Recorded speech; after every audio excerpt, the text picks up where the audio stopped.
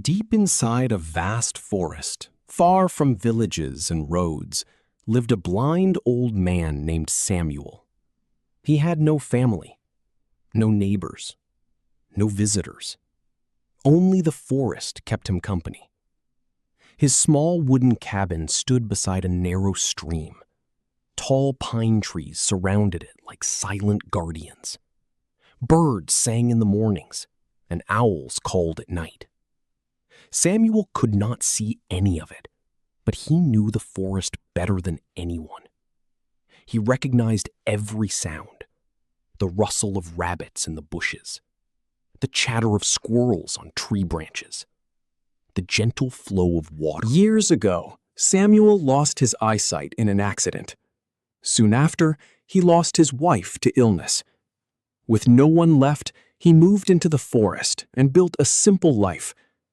Every day followed the same routine. He collected firewood, he fished in the stream, he grew vegetables in a small garden. Though poor, he always had enough to survive. One autumn evening, dark clouds rolled across the sky.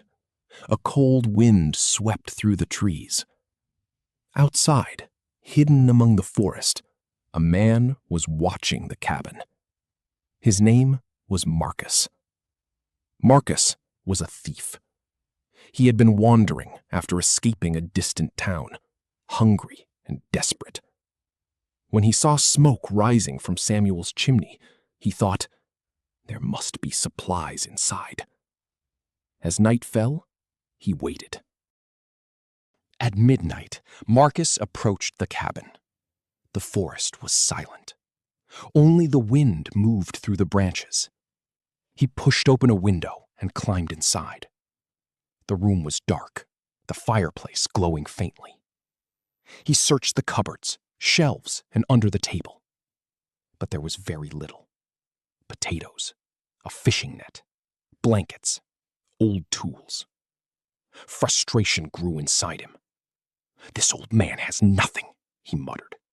From across the room came a calm voice. "Looking for something?" Marcus nearly jumped. The blind old man sat near the fire. "You knew I was here?" Marcus asked. Samuel smiled. "You stepped on the loose floorboard near the window, and your boots are covered in wet leaves. I could smell them." Marcus froze.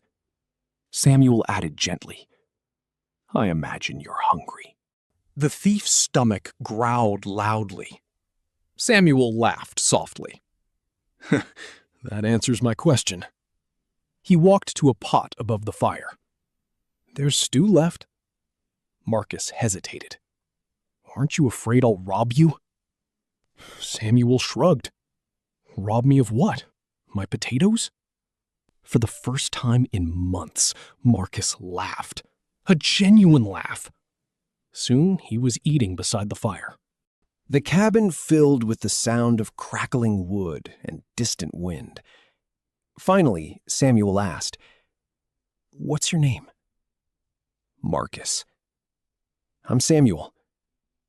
"Nice cabin," Marcus said. "It's old," Samuel replied. "So are you." Huh, Samuel chuckled. "Fair point." As the night passed, they talked. At first, Marcus revealed little, but Samuel listened without judgment. Slowly, Marcus spoke. Bad choices, stolen survival, lost friends, broken trust, and loneliness. When he finished, the fire had burned low. Samuel said quietly, "The forest taught me something." "What?" "Every tree begins as a seed. Some grow straight, others are bent by storms, but they can still grow." Marcus stared into the fire. No one had ever spoken to him like that before. Outside, dawn approached. Birds began singing. Marcus stood. "I should leave." Samuel nodded. "Probably." Marcus looked around the cabin. Then he picked up an axe and walked outside. All morning he worked, chopping wood, repairing the roof, cleaning the garden. Samuel stepped outside, surprised by the sounds. "Marcus, what are you doing?"